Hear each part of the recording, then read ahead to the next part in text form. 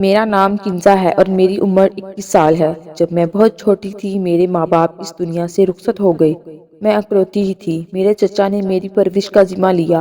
پہلے تو میرا بہت خیال رکھتے، میری ہر ضرورت پوری کرتے، پھر آہستہ آہستہ ان کا پیار میرے لیے کم ہو گیا۔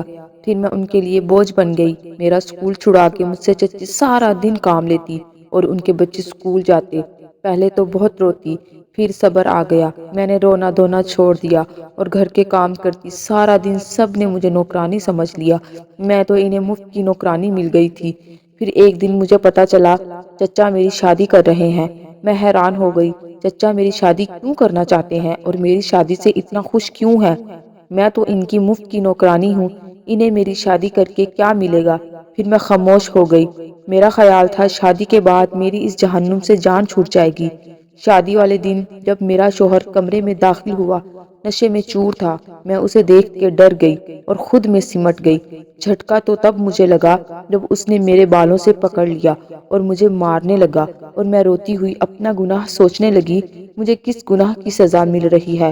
چچا کے گھر باتوں سے وار کر کے مجھے زخمی کیا جاتا، ذہنی طور پر مجھے مارا جاتا، پر یہاں تو مجھے جسمانی طور پر بھی اذیت دی جانے لگی۔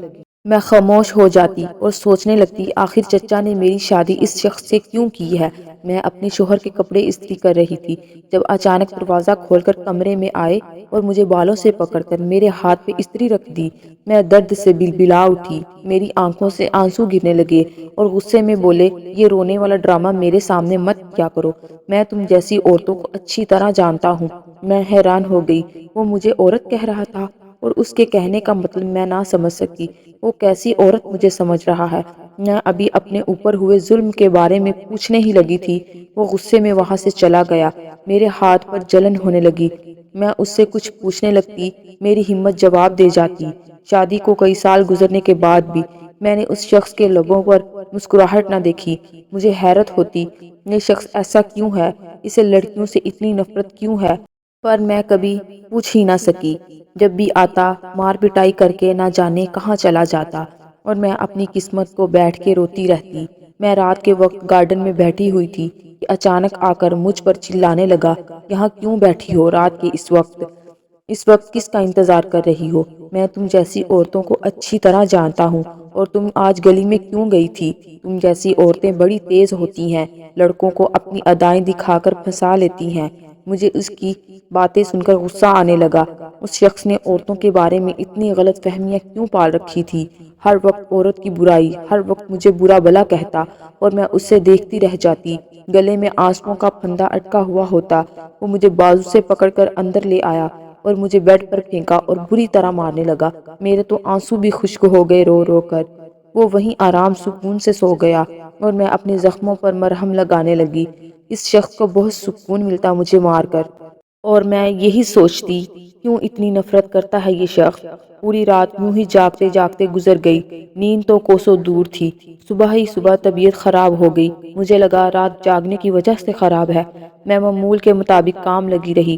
رات کے وقت میرا شوہر گھر آیا اور میں نے اس کے آگے کھانا رکھ دیا۔ وہ غصے میں بولا، یہ جب بھی میں گھر آتا ہوں سامنے کھانا رکھ دیتی ہو اور کوئی کام نہیں ہے؟ میں کوئی گھر میں کھانے آتا ہوں؟ وہ غصے میں بولا۔ میں نے پہلی دفعہ ان کے سوال کا جواب دیا، کھانے کے علاوہ مارنے بھی آتے ہیں، پر میرے خیال میں بھی نہیں تھا اس شخص کو میری بات پر اتنا غصہ آئے گا۔ اس نے کھانے کی ٹرے صحن کے درمیان میں پھینک دی۔ میں ہکی بکی اسے دیکھنے لگی، وہ شخص اب میرا حال بگاڑنے والا ہے۔ وہ غصے میں میری طرف قدم بڑھانے لگا، میرا سر چکرایا اور میں زمین پر بے ہوش ہو گئی۔ اس کے بعد جب میری آنکھ کھلی میں کمرے میں موجود تھی۔ ڈاکٹر میرے شوہر کو کوئی ہدایت دے رہے تھے، ان کا بہت زیادہ خیال رکھنا، اس حالت میں ان کے لیے کوئی بھی ٹینشن ٹھیک نہیں ہے۔ میں سوالیہ نظروں سے اپنے شوہر کو دیکھنے لگی، پر ڈاکٹر نے جو اگلی بات کی مجھے ساری صورتحال سمجھ آ گئی۔ ڈاکٹر کہہ رہی تھی اگر کوئی ٹینشن دی تو ان کے ساتھ ساتھ ان کے بچے کی جان کو بھی خطرہ ہو سکتا ہے۔ ڈاکٹر کی بات سن کے میرے لبوں پر مسکراہٹ آ گئی اور میں اپنے شوہر کو دیکھنے لگی۔ میں نے پہلی دفعہ اس کے چہرے پر غصہ نہ دیکھا، مگر غصہ تو نہیں تھا تو مسکراہٹ بھی نہیں تھی، بس وہ خاموشی سے ڈاکٹر کی باتیں سن رہا تھا۔ تھوڑی دیر بعد ڈاکٹر چلی گئی تو وہ بھی باہر چلا گیا۔ اور مجھ سے کوئی بات نہ کی۔ میری مسکراہٹ ایک دم سمٹ گئی اور میں بلا وجہ اپنے ہاتھ دیکھنے لگی۔ میرے ہاتھوں کی لکیروں میں شاید کوئی خوشی کی لکیر ہی نہیں تھی۔ میں نے اپنے گرنے والے آنسو صاف کیے اور سوچنے لگی چچا کے گھر میں اور اس گھر میں کتنا فرق تھا۔ کچھ زیادہ فرق نہیں تھا۔ مجھے یہ جاننا تھا چچا نے میری اس سے شادی کیوں کی؟ جو شخص عورت ذات سے اتنی نفرت کرتا ہے اور اتنی نفرت کیوں کرتا ہے؟ میں پوچھتی بھی کس سے؟ میں تو کسی کو جانتی تک نہیں تھی۔ کون مجھے بتاتا اس شخص کے بارے میں؟ یہ تو تنہا ہے، نہ اس کی کوئی ماں، نہ باپ، نہ بہن، نہ بھائی، صرف ایک یہ ظالم شخص۔ پر میں خوش تھی، کوئی تو تھا میرا، چاہے جیسا بھی ہو۔ میں اپنی سوچوں میں گم، نہ جانے کب نیند کی وادیوں میں چلی گئی۔ صبح جب آنکھ کھلی تو میرا شوہر گھر پر موجود نہیں تھا۔ میں اٹھی اور فریش ہوئی، ابھی میں نے ناشتہ کرنا ہی تھا کہ ہمسائی آ گئی۔ مجھے حیرانگی ہوئی، پہلی دفعہ کوئی عورت میرے گھر آئی تھی۔ اس نے مجھے بتایا میں ساتھ والے گھر رہتی ہوں، پھر عجیب سے بات کہہ گئی، بہن اپنے شوہر کو اپنے قابو میں رکھو۔ میں حیرانگی سے اسے جاتا ہوا دیکھنے لگی۔ میرے شوہر نے کیا کر دیا ہے جو میں اسے قابو میں رکھوں؟ زندگی گزرنے لگی، میرے شوہر نے مجھ پہ ہاتھ اٹھانا چھوڑ دیا تھا، وہ خود بھی گمسم سا رہتا تھا۔ پر یہ میری حیرانگی زیادہ دن نہ ٹکی اور اگلے دن ہی مجھے تھپڑ پڑ گیا۔ پر میں کر بھی کیا سکتی تھی؟ بلا وجہ اس شخص کا غصہ اور بلا وجہ مجھے ذلیل کرنا شاید اس شخص کا مشغلہ تھا۔ اس شخص کے ساتھ اتنے سال بتانے کے بعد بھی اسے سمجھ نہ سکی وہ کیا ہے۔ میں رات کے وقت گارڈن میں ٹہل رہی تھی، ابھی تک میرے سرتاج جی گھر نہیں پہنچے تھے۔ مجھے نیند آنے لگی، میں کمرے میں چلی گئی، پر میں ان کے آنے سے پہلے تک سو بھی نہیں سکتی تھی۔ ویسے ہی بیٹھ کر اپنی گزری زندگی کے بارے میں سوچنے لگی۔ مجھے تو یاد بھی نہ آیا کب میں کھل کر مسکرائی تھی۔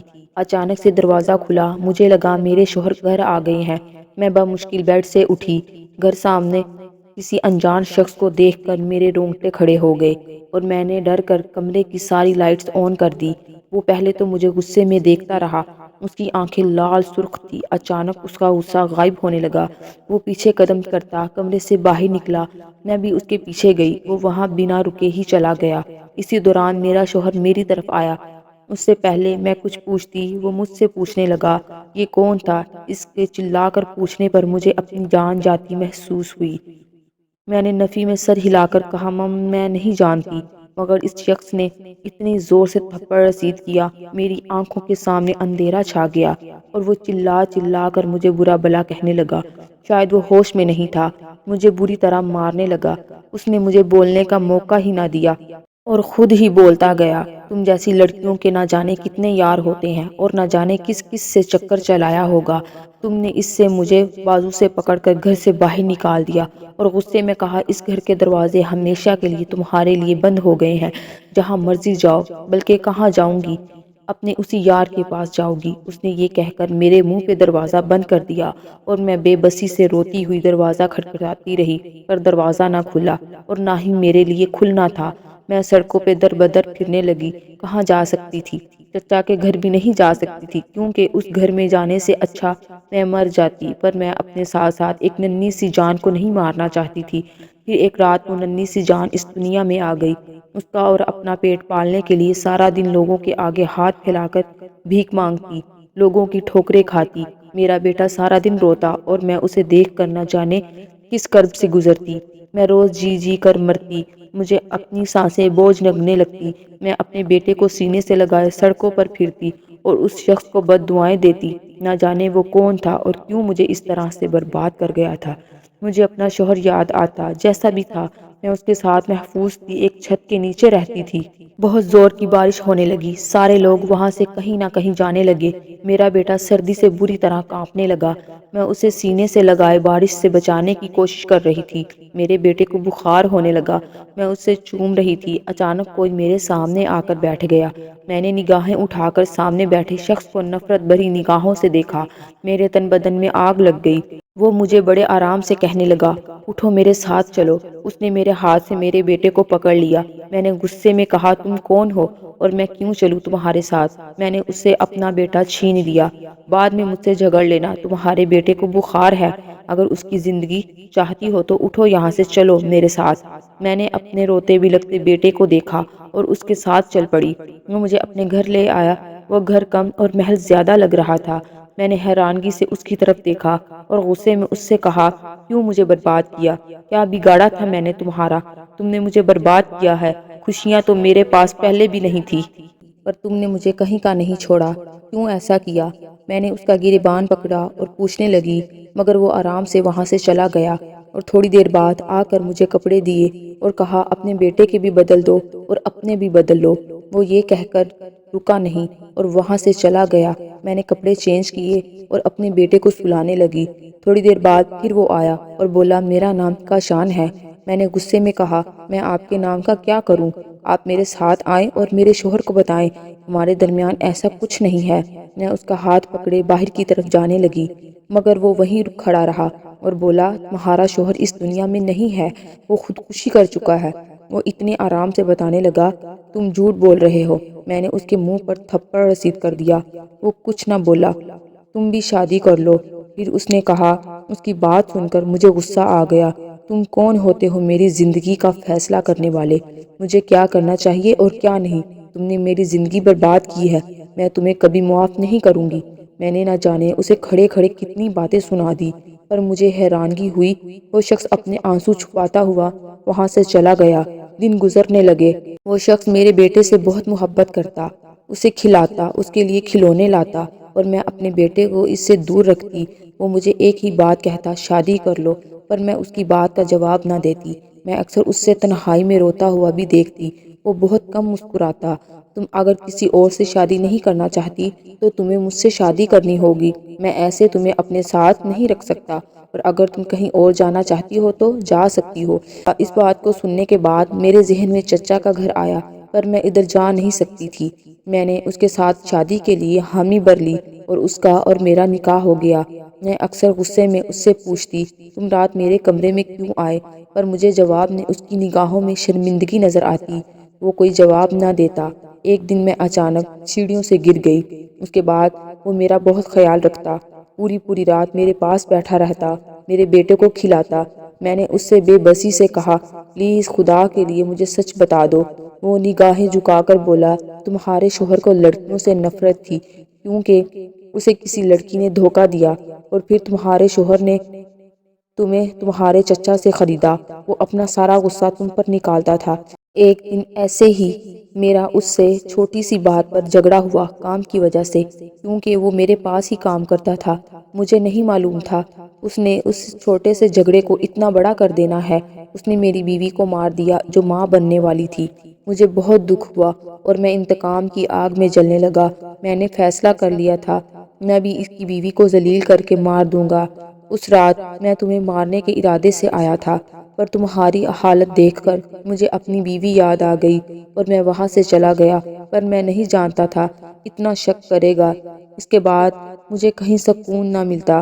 میں غریبوں کی مدد کرتا، پھر اکثر میں تمہیں دیکھتا اور سوچتا، کہیں دیکھا تھا، پھر مجھے یاد آ گیا، اور معلوم کرنے پر ہی پتا چلا تمہارا یہ حال میری وجہ سے ہوا ہے، پر میں نہیں جانتا میں کس منہ سے تم سے معافی مانگوں۔ میں بہت شرمندہ ہوں۔ وہ بتاتے بتاتے رونے لگا۔ میں نے اس کے جڑے ہوئے ہاتھ پکڑ لیے اور اس سے معاف کر دیا۔ اس کے بعد میری زندگی میں خوشیاں آ گئی اور میں اپنے رب کا شکر ادا کرتی۔ اتنے غموں کے بعد مجھے خوشیاں ملی، ہم خوشی خوشی رہنے لگے۔ اگر آج کی ویڈیو پسند آئی ہے تو ویڈیو کو لائک کر دے اور زیادہ سے زیادہ شیئر کر دے۔ ایسی ویڈیو دیکھنے کے لیے میرے چینل سیرت وائس کو سبسکرائب کر لیں۔ شکریہ۔